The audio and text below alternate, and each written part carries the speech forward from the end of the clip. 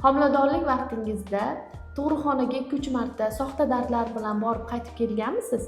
Keling, sizga soxta va haqiqiy dardlarni bir-biridan farqlashni o'rgataman. Haqiqiy dardlar, demak, oralig'i, masalan, boshida 1 soat, yarim soat, 15 minut, 10 minut mana shunaqa bo'lib, sekin-sekin oralig'i borgan sari kamayib boradi.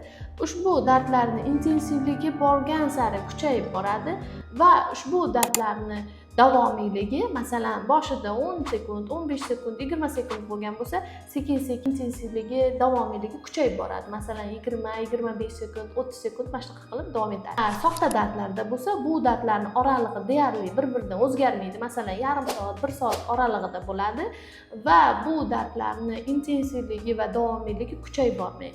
Shundan bilishingiz mumkin. Agarda sizda 10 minutda 2 ta va undan ortiq dardlar va bu dardlarning davomiyligi 20-25 sekunddan oshiq davom etayotgan bo'lsa, demak sizda tug'ruq faoliyatining aktiv davri boshlanganligini va siz tug'ruqxonaga murojaat qilishingizni belgisi hisoblanadi.